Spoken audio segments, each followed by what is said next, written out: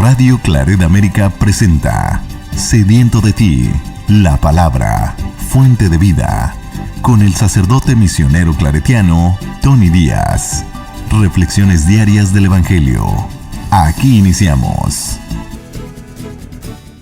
Bienvenidos, hermanos, a nuestras reflexiones bíblicas de las lecturas del día. Hoy es el quinto día dentro de la octava de Navidad,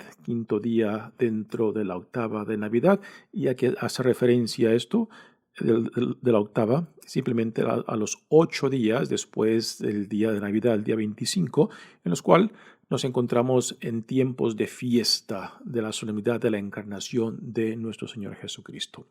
Simplemente a eso hace referencia cuando hablamos de la octava de Navidad, 8 días de fiestas. La primera lectura de hoy viene de la primera carta de Juan, capítulo 2, versículos 3 al 11. Queridos hermanos, en esto tenemos una prueba de que conocemos a Dios, en que cumplimos sus mandamientos. El que dice, yo lo conozco, pero no cumple sus mandamientos, es un mentiroso y la verdad no está en él. Pero en aquel que cumple su palabra, el amor de Dios ha llegado a su plenitud. Y precisamente en esto conocemos que estamos unidos a Él. El que afirma que permanece en Cristo debe de vivir como Él vivió. Hermanos míos, no les escribo un mandamiento nuevo, sino un mandamiento antiguo, que ustedes tenían desde el principio. Este mandamiento antiguo es la palabra que han escuchado. Y sin embargo, es un mandamiento nuevo este que les escribo, nuevo en él y en ustedes, porque las tinieblas pasan y la luz verdadera alumbra ya. Quien afirma que está en la luz y odia a su hermano, está todavía en las tinieblas. Quien ama a su hermano permanece en la luz y no tropieza. Pero quien odia a su hermano está en las tinieblas, camina en las tinieblas y no sabe a dónde va, porque las tinieblas han cegado sus ojos. Palabra de Dios.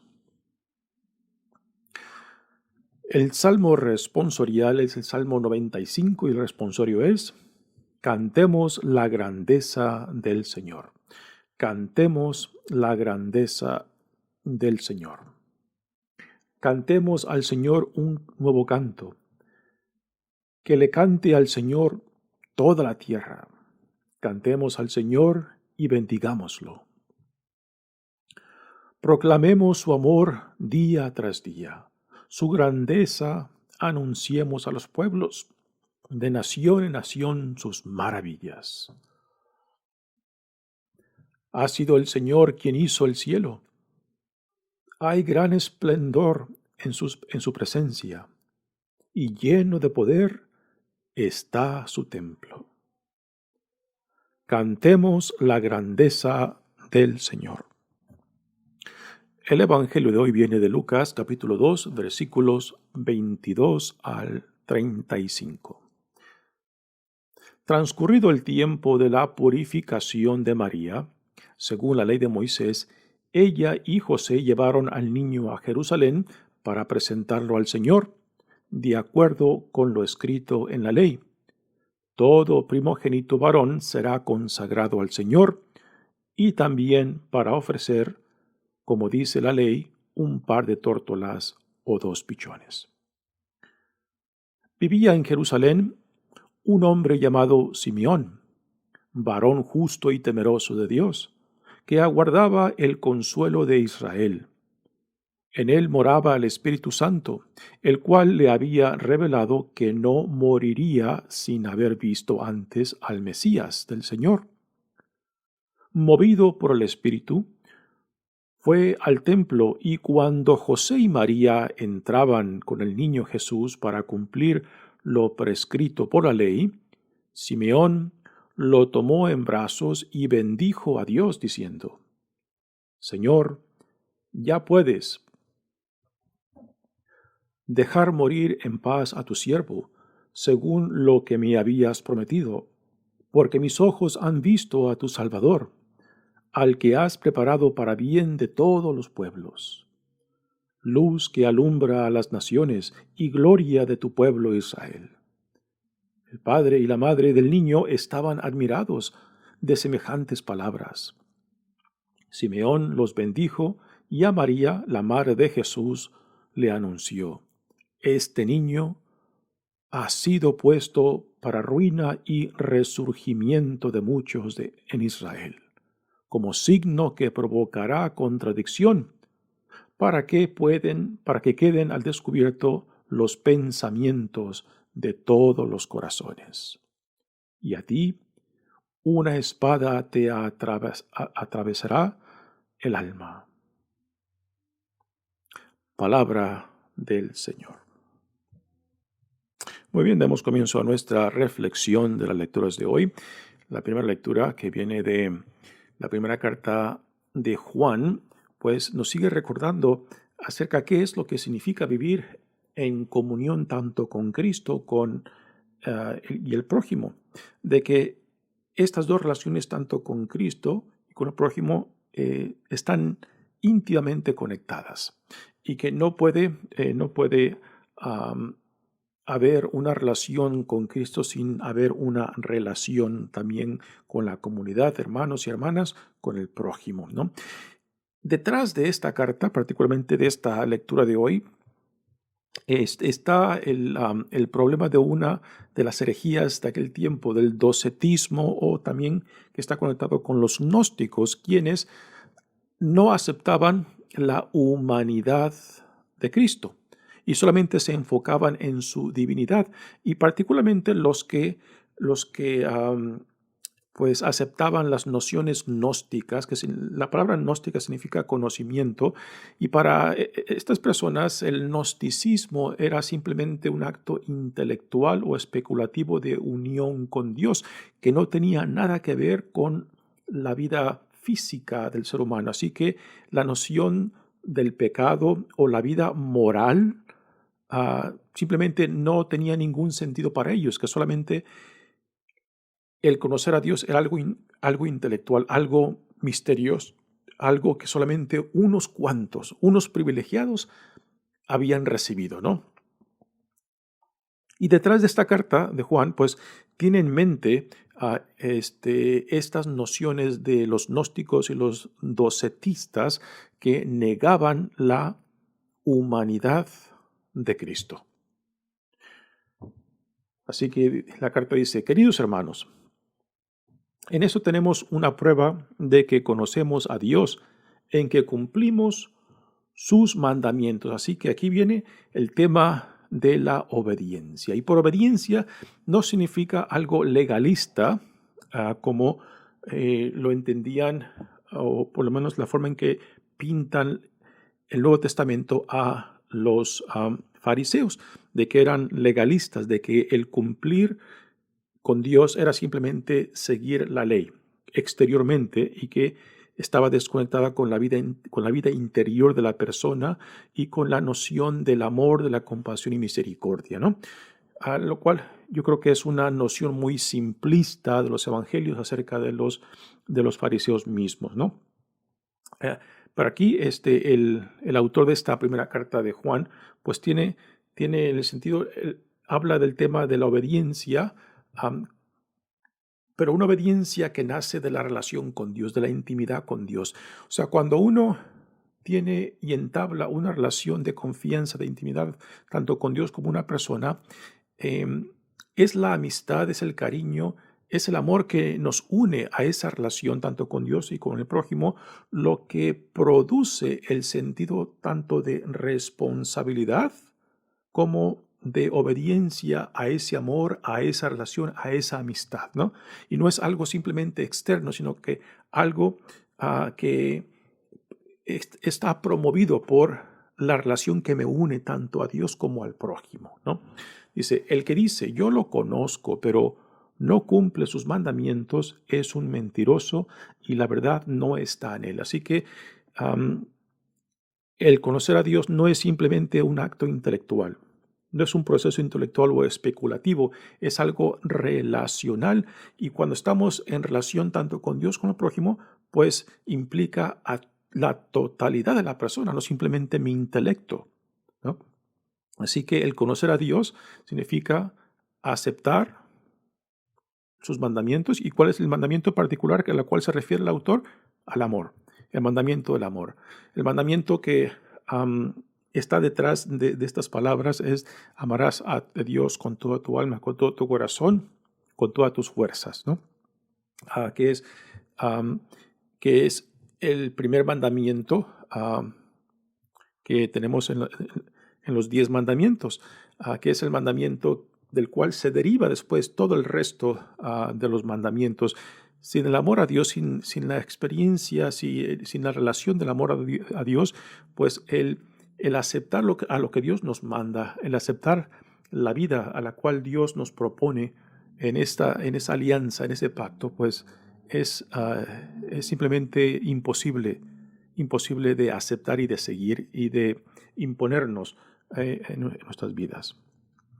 Dice así que hacer la voluntad de Dios, aceptar los mandamientos de Dios, es parte del conocimiento, el cual, repito, es relacional y no simplemente algo intelectual, como los gnósticos o los docetistas, que fueron dos de las herejías fuertes que en los primeros 4 o 5 siglos de la Iglesia, pues fueron herejías que probaron mucho a la Iglesia, que robaron mucha energía y que causaron muchos problemas.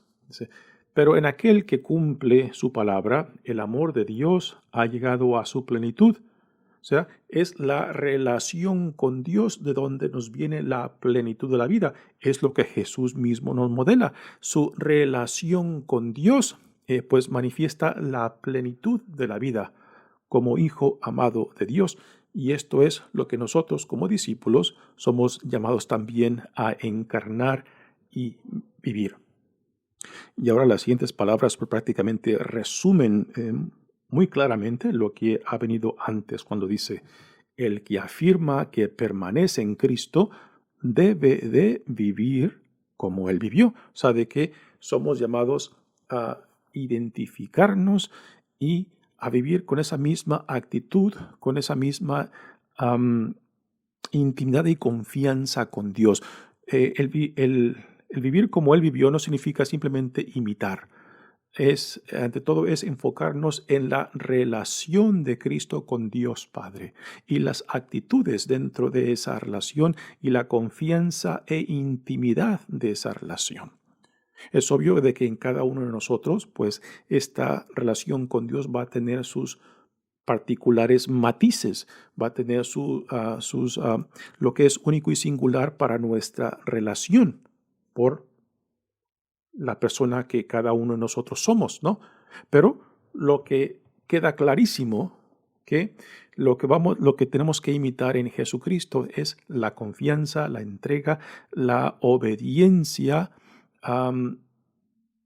que Él mismo vivió en su relación con Dios y que nos modela para con nosotros, y desde esa relación pues fluye toda la vida de Jesús.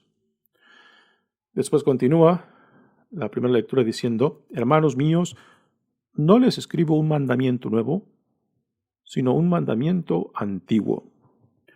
¿Y a qué se refiere a esto del mandamiento antiguo? Es muy probable al primer mandamiento que ya he mencionado: amarás a Dios sobre todas las cosas, con todas tus fuerzas, con todo tu corazón, con todo tu ser, ¿no? Que ustedes tenían desde el principio. Dice: este mandamiento antiguo es la palabra que han escuchado. Y sin embargo, es un mandamiento nuevo este que les escribo. ¿Por qué es nuevo? Porque la plenitud del amor pues la vemos manifestadas en la persona de Cristo. Y este es lo nuevo, ¿no? Y también lo nuevo es de que este amor de Dios, Jesús nos los modela y nos los deja bien plasmado en su vida, de que se tiene que extender hacia el otro, hacia el prójimo. Y también, cuando decimos que se tiene que extender hacia el prójimo, también Jesús nos deja bien plasmado quién es mi prójimo, porque en el tiempo de Jesús, pues entre la comunidad judía, el prójimo estaba limitado a los de su misma comunidad, a los de su misma raza. Pero en Jesús, el prójimo va mucho más allá de la sangre, de la cultura, y se extiende a toda la creación, a todos los hijos e hijas de Dios, a todos los seres humanos, ¿no?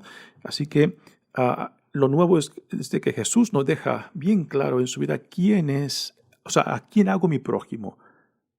Y mi prójimo es todo aquel que Dios pone en mi vida, sea quien sea de mi misma raza o no, sea de mi misma cultura o no, sea de donde venga, ¿no?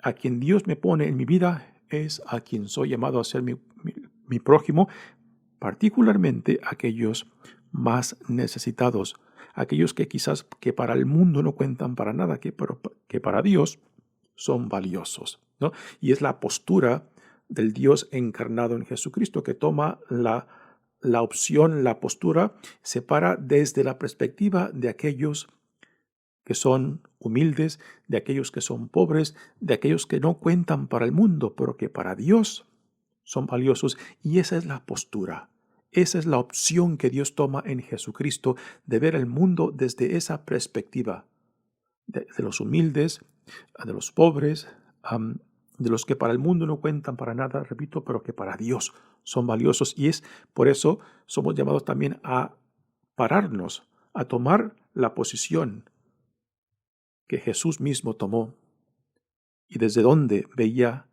el reino.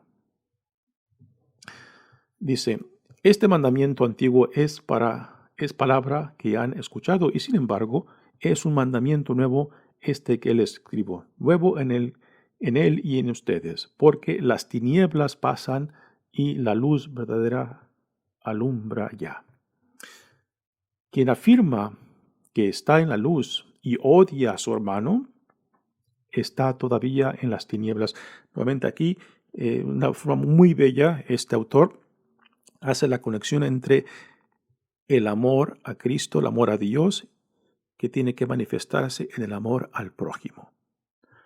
Si la relación con Dios es real y verdadera y está encarnada en mi vida, entonces me tiene que llevar por necesidad al otro, a la otra, al prójimo, a aquellos que Dios pone en mi vida. Quien ama a su hermano permanece en la luz y no tropieza, pero quien odia a su hermano está en las tinieblas, camina en las tinieblas y no sabe a dónde va, ¿no?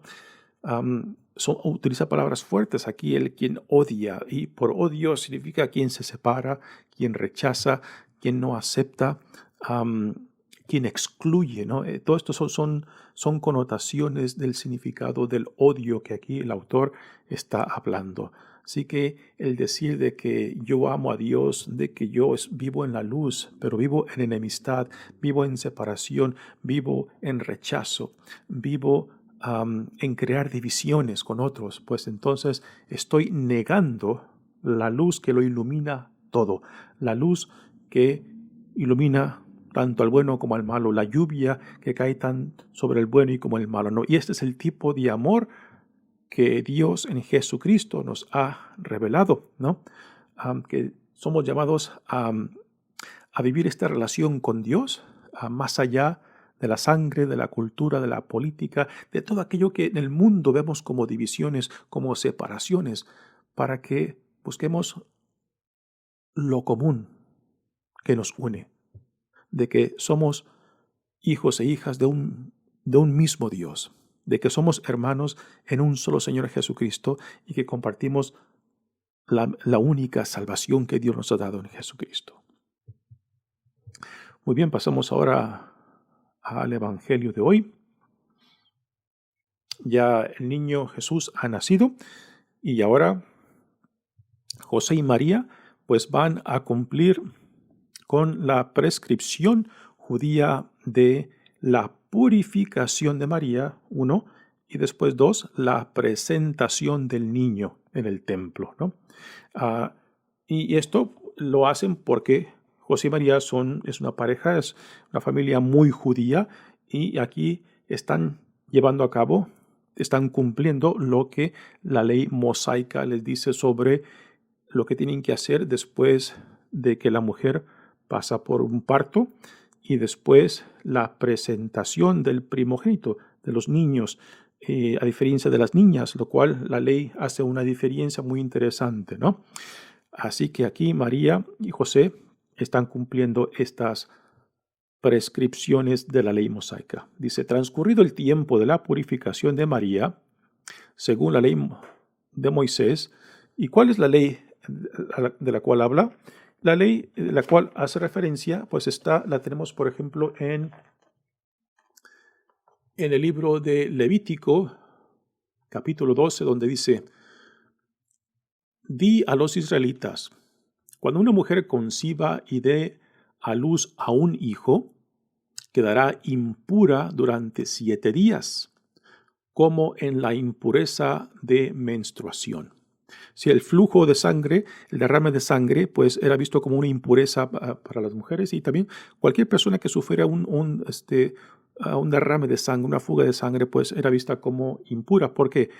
Porque en la mentalidad judía la vida se encuentra en la sangre. ¿Okay? Dice, el octavo día circuncidarán al hijo y ella pasará 33 días purificando su sangre. No tocará cosa santa ni entrará en el templo hasta terminar los días de su purificación. Y en total serían 40 días, que es lo que María y José están haciendo aquí hoy en día. Después de los 40 días, de aquí viene la cuarentena, que aún en muchas culturas aún se practica, ¿no? Así que por 7 días la madre, porque durante el parto ha derramado sangre, pues está impura y no puede tocar nada, particularmente los objetos sagrados, ¿no? El octavo día se lleva a cabo la circuncisión y después tiene que pasar 33 días más todavía aislada, y después en el 40 día ya puede ir al templo, ya puede ir para ofrecer los sacrificios de su purificación. Esta es la primera parte, la purificación de la madre, y después viene la ofrenda por el primogénito, o sea, el primer hijo varón, lo cual se hace diferencia a cuando la madre tiene una hija. Y aquí dice la diferencia entre cuando la madre tiene un hijo a cuando tiene una hija. Dice, si da a luz a una hija, quedará impura durante 2 semanas, como en la menstruación, y pasará 66 días purificando su sangre. Al terminar los días de su purificación, por hijo o por hija, llevará al sacerdote a la entrada de la tienda del encuentro un cordero de 1 año en holocausto o un pichón de paloma o una tórtola en sacrificio por el pecado. Así que aquí, esto es a lo que hace referencia en las palabras que está citando Lucas en este evangelio. Todo primogénito varón será consagrado al Señor y también para ofrecer, como dice la ley, un par de tórtolas o 2 pichones, ¿no?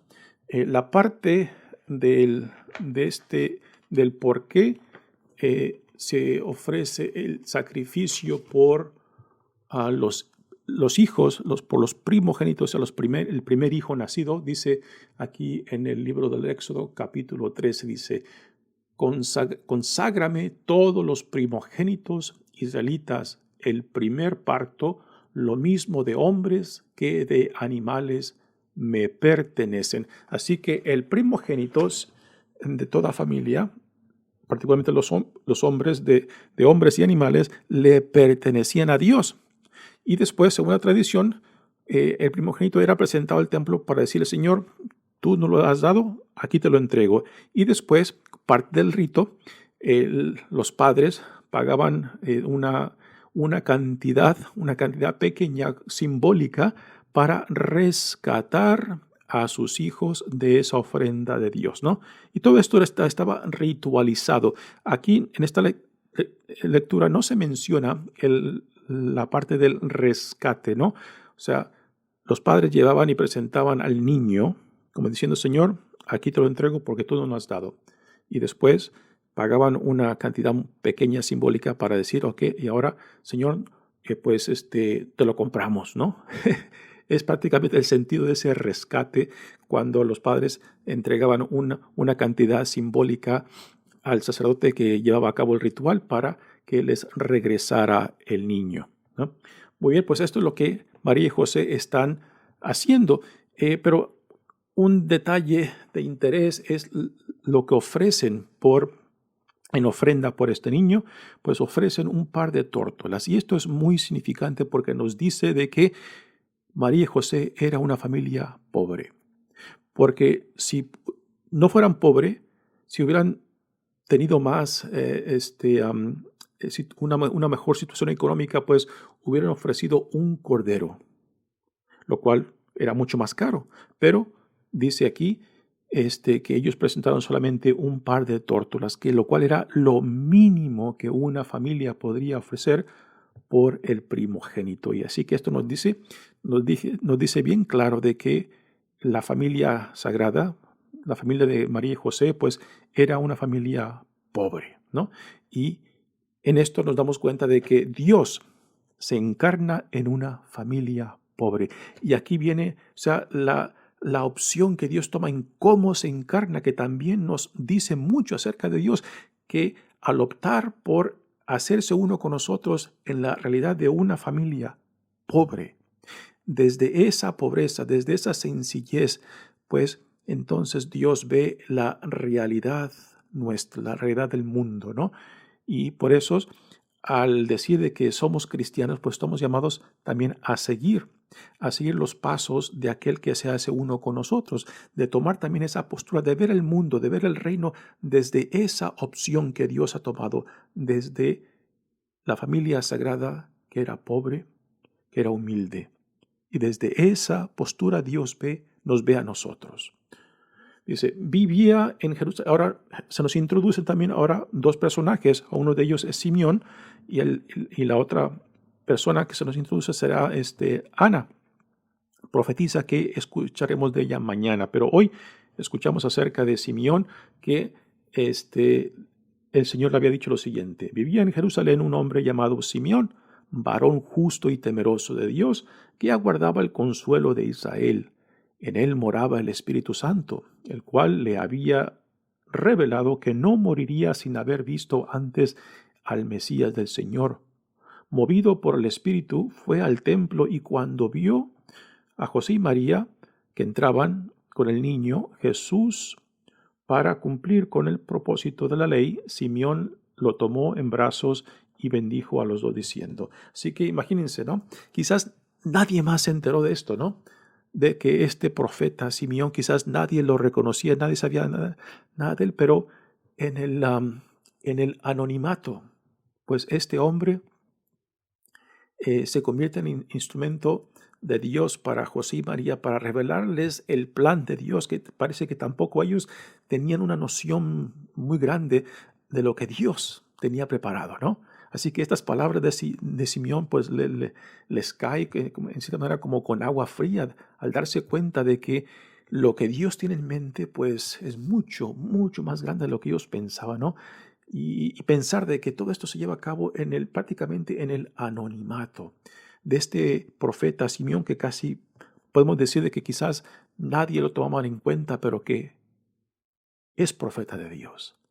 Pero de que es instrumento de Dios. Dice, Señor, ya puedes dejar morir en paz a tu siervo, según lo que me habías prometido, porque mis ojos han visto a tu Salvador, al que has preparado para bien de todos los pueblos, luz que alumbra a las naciones y gloria de tu pueblo Israel. Y todas estas palabras son en torno acerca de la persona de Jesús, quien va a ser luz del mundo y para gloria de Israel, cumpliendo todas las promesas de Israel, ¿no? Y después aquí les dice ya algo más específico a José y a María. Le dice, el padre y la madre del niño estaban admirados de semejantes palabras. Simeón los bendijo y a María, la madre de Jesús, le anunció, este niño ha sido puesto para ruina y resurgimiento de muchos en Israel. Vayas palabras fuertes, imagen que les deja plasmada en el corazón a María al decir estas palabras acerca de Jesús, que va a ser la causa de ruina y resurgimiento y de enaltecimiento de muchos, ¿no? Pues la luz iluminará la oscuridad del mundo. La luz iluminará la violencia del mundo, el rechazo del mundo, para que quede al descubierto la falsedad, para que quede al descubierto todo aquello que se opone contra el plan de salvación de Dios, ¿no? Dice, y será como signo que provocará contradicción, y ha sido la vida de Jesús, que provoca contradicción, no porque sea una persona contradictoria, sino que simplemente la verdad que ilumina la falsedad, la verdad que ilumina la violencia, la verdad que ilumina el odio, el rencor, pues va a crear una reacción fuerte en aquellos que se oponen tanto a Dios como al plan de salvación de Dios. Pero no es porque Cristo sea contradictorio, es la naturaleza de la verdad y de la luz que ilumine la falsedad, y todos aquellos que no quieren ver la luz, pues se opondrán y rechazarán esa luz porque no quieren pasar de las tinieblas a la luz, de la falsedad a la verdad, de la violencia a la paz, ¿no? Y después finalmente este profeta le dice a María, y a ti una espada te atravesará el alma, ¿no? Pues aquí le deja también a María unas advertencias del significado de lo que ella vivirá en el futuro muy cercano de la vida de Jesús, ¿no? De lo que como madre, pues ella experimentará, ¿no? El rechazo de su hijo, la condenación de su hijo, la crucifixión de su hijo, la muerte de su hijo, ¿no? Pues esto es lo peor que un padre, una madre desearía, ¿no? Pues tener que ver a uno de sus hijos pasar por todo esto, ¿no? Pero igual María nos manifiesta en su confianza y entrega a Dios, de que a últimas ella se confía a la voluntad de Dios de aquel que la ha llamado. Y en esto radica la gloria de María, en su fidelidad, en su entrega a la voluntad de Dios Padre. Mi nombre es Padre Tony Díaz, misionero claretiano. Que Dios los bendiga. Radio Claret América presentó Sediento de ti, la palabra. Fuente de vida. Sus comentarios son importantes. Contáctenos en radioclaretamerica@gmail.com.